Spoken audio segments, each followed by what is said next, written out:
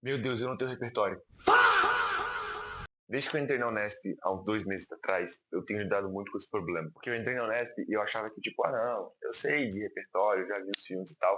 Mas eu cheguei aqui e descobri que eu não vi porcaria nenhuma. Tipo, na minha cabeça infante e ridiculazinha. Marvel era repertório. E não é. Dica de vida aí, se você quer prestar para audiovisual, Marvel não é repertório. E aí eu resolvi que eu ia criar um canal no YouTube para poder treinar um bando de coisas aí das minhas aulas. E uma dessas coisas foi justamente repertório. Então eu comecei a assistir aí alguns filmes recentemente. Eu consegui, galera, a proeza de assistir 3 filmes em 2 meses. Não, palmas para mim, né, gente?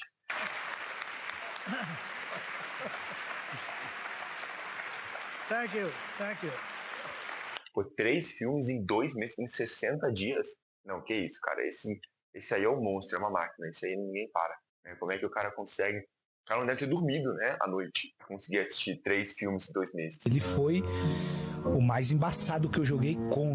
Aí eu tô assistindo alguns filmes aí, começando pelos mais básicos e os mais complexos, pra tentar entender um pouquinho o que é essa coisa aí chamada cinema, que eu resolvi estudar. Ainda estou aqui. Como assim, chama? Você não tinha assistido? Ainda estou aqui, que herege. Como você quer fazer um curso de audiovisual se você nunca tinha assistido? Ainda estou aqui. Eu sei, tá bom? Eu sou um bosta, eu sei. Pode falar, pode falar. Quando você descobrir e entender que você é um bosta, que você é um otário de verdade. Eu deveria ter assistido. Ainda estou aqui antes de entrar na faculdade. Deveria ter assistido no dia que lançou. Mas eu acho que eu fiquei tão preocupado em passar no vestibular que eu deixei um pedaço da minha alma dentro daqueles livros de química e eu resolvi que eu não ia assistir nada. Então, acabei que não assisti muita coisa e ainda estou aqui. Foi mais uma das minhas vítimas. Um filme muito legal, filme top, bem legalzinho. Não, assim, tipo, é um filme diferente, assim, se você tá acostumado a filmes de ação e filmes daquela coisa toda, Ainda Estou Aqui não é isso. Ele tem o próprio ritmo, ele tem aquelas... Ele anda no próprio tempo, é isso que eu quero tentar dizer. Fala ali um pouco sobre o assassinato do Rubens Paiva, que era um deputado na época da ditadura que foi caçado, que se exilou e depois voltou pro Brasil. Só que o foco é muito na família deles, né? Eles demonstram muito como é a realidade da ditadura militar, enquanto eles falam da família dos Paiva, né? Quando você senta e você fala, cara, eu vou assistir, é um negócio assim que pode mexer com você. Eu chorei um pouquinho. Homens podem chorar. Eu não estou suportando mais. Então eu sugiro aí que você assista fortemente Ainda Estou Aqui. Só tem um probleminha com esse filme e eu tô com medo de estar entrando aí num campo minado. Eu não sei quando a gente pode começar a falar mal do Oscar pra... Tipo, a gente precisa ganhar outro Oscar pra começar a falar mal desse. Não sei. Tem uma coisa que eu preciso comentar, não tem como eu fingir que não existe, que é como o áudio de Ainda Estou Aqui é extremamente zoado. Uma coisa é eu gravar com o microfone de R$ 30 da Shopee. Outra coisa é eu ainda estou aqui fazer um áudio ruim. Eu nasci no Brasil. Olha só. Você provavelmente que está vendo esse vídeo também nasceu no Brasil. Nós falamos o português muito bem, ou tentamos falar mais ou menos bem. Eu não conseguia entender o que ela estava falando. E eu não conseguia entender, eu precisei colocar legenda, gente. Isso pra mim é o auge, né, do cinema brasileiro. Eu precisava colocar uma legenda para assistir um filme que está na minha língua. Isso é uma coisa que eu não gostei assim. Eu não sei se foi de propósito, se é pra dar aquela ideia de que como uma ditadura todo mundo fala baixinho, que tá sussurrando. Não sei qual foi a ideia, não funcionou. É muito chato, assim, tipo, eu tenho que parar o filme e colocar uma legenda, porque eu não estou ouvindo o que as pessoas que falam a minha língua estão falando. Mas, fora isso, é um filme muito bom, assim, eu acho que a Fernanda Torres, ela brilha, eu acho que é o filme dela, tudo que ela faz, ela acerta, até o tapa que ela dá na filha dela, assim, cara, dá vontade de bater palma, assim, você entra nas dores dela, e você tá perguntando na sua cabeça, ela pergunta, então você sente aquela conexão ali. O filme é dela, assim, a Fernanda Torres, ela está brilhante, assim. É uma personagem muito bem escrita por uma atriz muito boa. Eu não sei se deveria ter ganhado o Oscar de melhor atriz, mas ela estar lá entre as indicadas, assim, foi o mínimo, sabe? Do tão bem que ela atuou. Essas são as minhas considerações sobre o filme. Decidi que eu não ia dar nota, porque vai que você pega um episódio antigo e um novo, e você foi tipo, nossa, ele deu a mesma nota para esse filme que eu amo, para esse filme que eu odeio, então eu não vou dar nota, mas ficam aí todas as minhas considerações sobre o filme. Baita filme, se você não assistiu, assista, independentemente do seu lado político, do seu lado ideológico, é um filme para o Brasil inteiro assistir. Beleza? Goodfellas. Nessa minha nova jornada de assistir esses filmes aí, eu tenho que passar pelos diretores, né, que são muito famosos e reconhecidos, então, Scorsese, o Godard, o Hitchcock, e aí a gente tem que ver um pouco. Foi o primeiro filme do Scorsese que eu assisti, Goodfellas. Eu falo assim porque é muito legalzinho falar Goodfellas. Enfim, muito bom Goodfellas. É um filme muito interessante, Scorsese, porque ele mexe com um negócio que tipo, é muito difícil de fazer, e ele faz com excelência, e essa luz no meu olho, eu tô ficando... Ah, minha mãe vai achar que eu tô chorando pela minha ex de novo. Enfim. Existe uma coisa meio básica, assim, quando a gente pensa em enredo e narrativa, que são os 3 atos. Toda história, seja um filme, um livro, uma série, tudo geralmente é baseado em atos, são as partes da obra, e geralmente são 3, início, meio e fim. Existem obras mais complexas que mexem com mais de 3 atos. Alguns filmes novos, eles estão tentando usar isso, mas no geral são 3 atos. Isso é muito importante, porque você consegue criar ritmo pro filme, você consegue fazer o espectador se situar onde é que ele tá no filme. Ele não precisa abrir o cronômetro pra ver que o filme tá acabando, ele sente que o filme tá acabando pelos 3 atos. Quando você vai estudar os 3 atos com calma, você vê que é muito mais complexo do que parece, mas é muito mais legal do que parece. Sugiro aí que você estude os 3 atos. Mas por que eu tô falando disso? Porque o Scorsese não usa isso. Eu sei, eu usei aqui no momento palestrinha pra dar uma aula de 3 atos e o Scorsese não usa os 3 atos. Obrigado, Scorsese. Valeu aí. Mas é real, ele não usa os 3 atos. A gente vê praticamente todas as obras que você assiste, elas usam os 3 atos. Ele decide que ele não vai usar. Ele fala, não quero, não vou usar. Não quero, não quero, não! Não quero, não! Faz aquele... Eu não quero! E aí o filme ele tem uma característica um pouquinho diferente, porque quando você vê um filme que tem os 3 atos, que é 90% das coisas que você assiste, geralmente você entende quem é o protagonista lá no início, você entende as ambições dele, você entende o que ele quer fazer, onde ele quer chegar, o que ele tem que enfrentar. O filme não tem isso, porque não tem os 3 atos. Inclusive, é um risco você fazer um filme sem os 3 atos, porque ele tem um grande risco de ficar entediante. Porque se você não tem um sentimento de início, meio e fim, você sente como se fosse uma coisa meio jogada. Mas o Scorsese faz de um jeito que é muito peculiar, que isso não acontece. Você assiste o filme do Goodfellas, você percebe que ele não tem os 3 atos, mas você não fica entediado com o filme. E ele, inclusive, gera um sentimento meio estranho, porque quando a gente pensa em 3 atos, a gente pensa em início, meio e fim, e a gente sabe mais ou menos quando o fim tá chegando. Nesse filme, não. O filme só acaba. Obviamente que existe uma cena final, e você entende que é a cena final pelo contexto, mas o filme acaba. Você não sentiu que ele ia acabar. Ele só acaba. Acabou!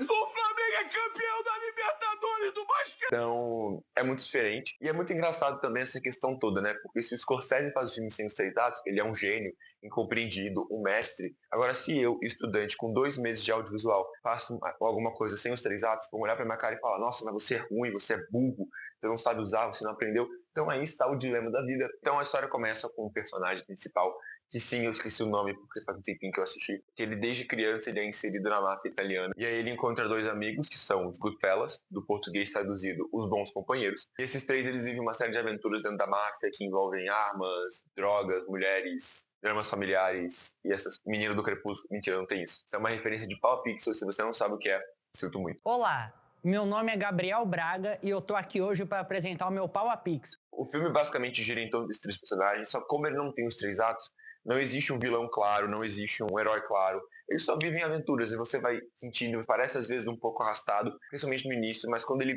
engata ali numa marcha específica, ele fica muito bom. Assista Goodfellas, ele também tem um plano sequência. Se você não sabe o que é plano sequência, é uma coisa que tá meio em moda ultimamente. É quando você grava direto, sem cortes, durante, sei lá, 2 minutos. Então você vai fazer uma cena em que você não vai cortar nada, você vai usar uma câmera e essa câmera vai meio que seguir o personagem, ou ela vai transitando pelo ambiente, mas esse é um plano sequência. E tem um plano sequência muito legal ali, que é quando o protagonista ele entra no restaurante pela porta dos fundos, porque ele não quer pegar fila, mas ele conhece todo mundo da cozinha, ele conhece todo mundo ali do ambiente, mostrando como ele domina o lugar. É bem legal, assim, sabe? Sugiro que você assista Goodfellas. Inception, a origem, chame como quiser, quer chamar de Cláudia. Chama de Cláudia. Baita filme. Baita filme não. Comecei mentindo já, né? Filme do Nolan. Meu Deus, é o meu primeiro vídeo, eu vou falar de Christopher Nolan. Eu vou ser muito cancelado agora. Assisti Inception também, eu nunca tinha assistido, eu sei, é um crime. Já falamos sobre isso. Guardem os tomates. É um filme muito interessante, Christopher Nolan. Todo mundo percebe que Christopher Nolan quando assiste. Eu gosto bastante da ideia que ele tem de misturar a questão dos sonhos. Então, os personagens vivem numa realidade em que as pessoas sonham. Isaac, mas eu também sonho. Eu sei, calma. Mas as pessoas sonham e eles inventaram uma máquina lá que você pode invadir o sonho de outras pessoas. Só que existem níveis de sonho, então você pode sonhar dentro do sonho e você sonha de novo dentro do sonho que você já sonhou. E quando você vê, você vai em várias camadas e cada uma delas é mais instável que a outra. E aí é uma situação meio criminosa em que um grupo de pessoas tem que tentar invadir a mente de um milionário para poder mudar o rumo de uma empresa. Basicamente, a minha autobiografia. Inception é um filme que, sei lá, eu acho que ele envelheceu mal. nas últimas 3 semanas. Faz um tempinho já que eu assisti também, mas nas últimas 3 semanas aí, desde que eu assisti, eu acho que ele envelheceu meio que nem leite. Contém leite. Então tem leite. Então é um Monster com leite. Porque quando eu acabei de assistir o filme, eu falei, caraca, que filme legal. Mas eu vou lembrando de novo e eu não sei se eu acho ele tão legal assim. Tem algumas características muito fortes do Nolan, então aquela coisa, gostar de pensar em muito fora da caixa, em jogos mentais. Interstellar é a maior prova disso. Você vê ali toda a questão da física, o apelo à física, a brincadeira com o tempo, como as coisas se mexem. E dos atores também, o elenco é muito bom. Eu tenho a impressão de que o Nolan tem uma dificuldade muito grande de criar protagonistas bons. Eu assisti 4 filmes do Nolan e nos 4 eu não me conecto tanto com o protagonista quanto eu achei que me conectaria. Inclusive na cena do Dark Knight, em que o Batman tá lá e aí a namorada dele tá presa num galpão, o galpão vai aparentemente explodir. Eu não consegui me importar menos com o Batman. Nossa, Chama, como você é extremamente insensível. É uma questão de ser insensível, é uma questão de que eu não me importo. Os personagens do Nolan, eles não... E Inception é o maior problema disso. A gente passa 2 horas e meia vendo um protagonista que a gente não se importa. Entende a dor dele, a gente entende que ele quer voltar pro país dele pra poder ver os filhos, toda a questão com a esposa. É um filme bem pessoal do protagonista, mas eu não me importo. Eu não consigo. O protagonista não é carismático, ele não me prende, eu não me importo com as coisas. Inclusive, se ele morresse, eu ia ficar tipo, morreu. É o que eu falei, assim, eu não torço contra, né, ele encontrar as filhas dele, mas eu também não torço muito a favor, eu fico indiferente. Foi o que eu falei, assim, um elenco de peso, né? A gente tem ali o Elliot Page, a gente tem o Cillian Murphy, a gente tem o DiCaprio. Então, assim, é um elenco muito bom, trabalham muito bem, conseguem passar bem a vibe. Eu só acho que o filme tem esses problemas. E o filme também, ele tem um certo problema com o ritmo. Por quê? Por 2 motivos. O primeiro deles é o momento palestrinha que o Nolan ama, né? Todo filme, o Nolan, pra explicar o universo doido que ele fez, ele cria um momento palestrinha. O filme tá crescendo, ele para o filme, vai falar agora, eu vou te explicar como é que o universo funciona. Ele faz isso em Interstellar, ele faz isso em Oppenheimer e ele faz isso em Inception. Ele faz uma vez só, se eu não me engano, mas é tão feio quanto ele faz que eu fico o filme inteiro, nossa, interrompeu o filme pra me explicar como que o universo funciona. Isso não é fluido e eu sinto que falta um pouco de fluidez nesse sentido. Outro ponto sobre ritmo de Inception que me incomoda um pouquinho é como o filme sempre tá lá em cima e isso é um problema quando a gente fala de ritmo. Agora eu vou dar mais uma aulinha, vou fazer que nem o Nolan faz,